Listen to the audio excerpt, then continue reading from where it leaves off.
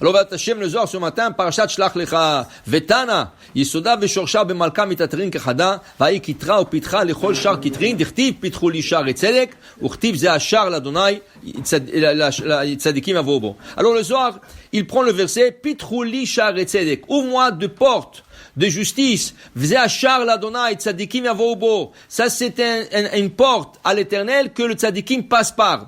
C'est écrit ici, Valda Ketiv, dit le Zohar, Ur itemoto, Uschartem de kol mitzvot Adonai.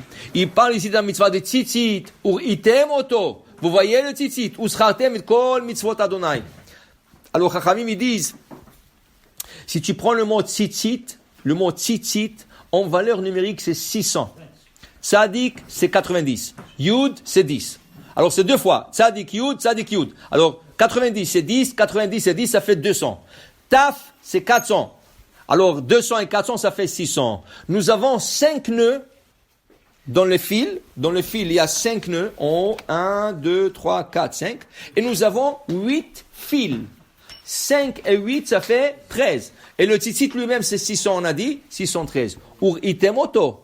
Quand tu regardes le tzitzit et tu vois qu'il est en valeur numérique de 613, Uschartem et kol mitzvot Adonai. Là, tu te rappelles tous les mitzvot, parce combien de mitzvot on a? 613. Alors, en regardant la tzitzit, tu as déjà tous les mitzvot devant toi. Il dit ici, le Zohar, Ya tanenan, tashmishe mitzvah nizrakim. Ya, le tzitzit, quand il est fini, qu'est-ce qu'on fait avec? Tu peux le jeter. Oui? Pas obligé. Selon l'halakha, tu peux jeter tout le tzitzit. Pourquoi? Mais tu peux faire le torchon avec. Oui. Non, pas un torchon. Non. Mais tu peux le jeter. Tu mets dans 2 plastiques, tu peux le jeter. Pourquoi? Tashmishe mitzvah. Alors, qu'est-ce qu'il dit le Zohar? Il y a 2 catégories. Tashmishe kedusha, tashmishe mitzvah. 2 utilisations de kedusha, de sainteté, 2 utilisations de la mitzvah. Exemple, shofar. Le shofar, il s'est abîmé. Je peux le jeter. Okay? La tzitzit, elle s'est usée.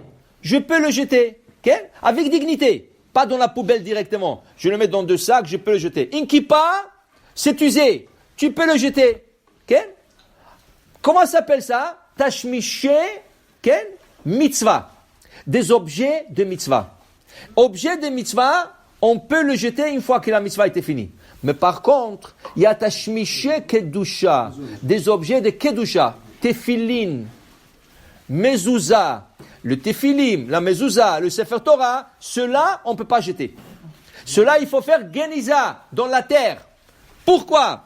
Il dit ici, Ela, amay nizrakim, pourquoi on peut le jeter? Tashmishe mitzvah, et la tashmishe kedusha, begin dir shimin bektiva dishma kadisha.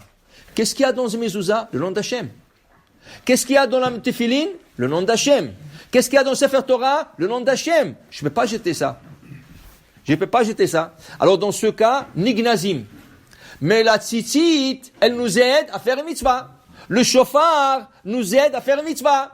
La kippa nous aide à faire une mitzvah. Mais ils ne sont pas kadosh. Ils nous aident à faire une mitzvah. C'est tashmishe mitzvah. Avalem ba'en kedusha. Dans ce cas, on peut le jeter. Okay? Alors, il faut distinguer. Mais regardez, il y a quelque chose. Par exemple, le Sefer Torah ou la mezouza, quand il va toucher quelque chose, il va le sanctifier. Par exemple, la teva sur laquelle on pose le Sefer Torah, elle reçoit le même statut que le Sefer Torah.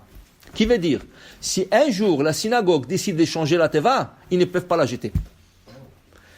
Il y a 2 choses à faire. Ou tu la donnes à une autre communauté, ou tu la mets en morceaux et tu l'enterres. Qu'est-ce que tu aurais fait avec un Sefer Torah qui serait plus valable? Tu l'aurais enterré, Gniza. Qu'est-ce que tu fais avec une teva? Tu l'enterres. Pourquoi tu l'enterres? Parce qu'elle touche le Sefer Torah. Une fois que tu as posé le Sefer Torah sur la teva, elle devient kadosh comme le Sefer Torah. C'est pour ça que l'halakha dit, on n'a pas le droit de s'appuyer sur la teva. Qu'est-ce que c'est s'appuyer? Je m'appuie le main sur la teva, que si quelqu'un aurait tiré la teva, tu serais tombé. Ça veut dire que c'est la Torah qui t'appuie, la teva qui t'appuie. Dans ce cas, tu n'as pas le droit. Parce que c'est kadosh. Est-ce que tu peux t'appuyer sur un Sefer Torah? Tu ne peux pas. Tu ne peux pas t'appuyer sur la teva. Même chose, une mezouza. Le boîtier de la mezouza. on va dire il était en plastique. Un jour, quelqu'un vient, il t'offre un boîtier en argent.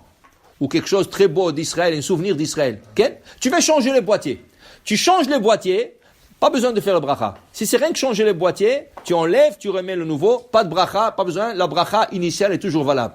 Mais qu'est-ce que je fais avec le boîtier en plastique que j'ai enlevé? Ou le boîtier que j'ai enlevé, c'est pas important quel boîtier. Qu'est-ce que je fais avec? Geniza. Pourquoi? Parce qu'il a porté une mezouza. Alors la mezouza qui a touché le boîtier, elle le sanctifie. Même le plastique qu'on met autour de la mezouza pour le protéger, il est kadosh. Alors pour changer le plastique, j'ai besoin de le mettre à la geniza. J'ai pas le droit de jeter. Pourquoi? Parce qu'il l'a touché d'avar kadosh. Alors dit Rachamim, imagine-toi, si quelque chose qui a touché un objet de kedusha, il est devenu kadosh, imagine-toi celui qui se colle à la Torah, celui qui se colle au Chachamim, au Rabbanim et tout ça, combien de kedusha va avoir cette personne? Okay? Alors retournons à la tzitzit. La tzitzit n'a pas le nom d'Hachem. Okay? Même ceux qui font de nœuds avec le nom d'Hachem, c'est pas kadosh. Pourquoi? Dit le Rabbi Nishraï, parce que c'est rien qu'une insinuation, c'est pas écrit. C'est pas écrit par encre sur parchemin Yud, Ke, Vav, Ke. Qu'est-ce qu'ils font? Ils font Yud, ils font 10 tours, 2 nœuds, plus 5 tours et 2 nœuds, plus 6 tours et 2 nœuds, plus 5 tours et 2 nœuds. Ça veut dire Yud, Ke, Vav, Ke. Mais il n'y a pas le nom d'Hachem, c'est pas écrit le nom d'Hachem. C'est une insinuation. Mais il y a des autres qui font 7 nœuds, 7 tours, 8, 11, 13. Top. Qu'est-ce qu'on fait quand on a fini avec les tzitzit? On peut prendre tout le tzitzit, mettre dans 2 plastiques et le jeter. Okay? Il y en a qui disent non, ça m'a servi, je suis à... Ok. Dis le Rabbi Nishraï, tu coupes le fil. Ça veut dire du haut, du parti de là où est le trou, tu coupes le fil et tu fais des marques livres. Okay? Tu fais quelque chose avec.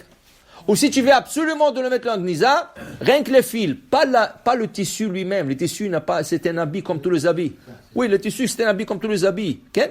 Si tu veux pas couper tout ça, tu peux rien que mettre tout à la gnisa. Mais si tu veux garder, alors tu mets au moins le fil, mais pas tout le tissu dans la gnisa. Amen. Amen.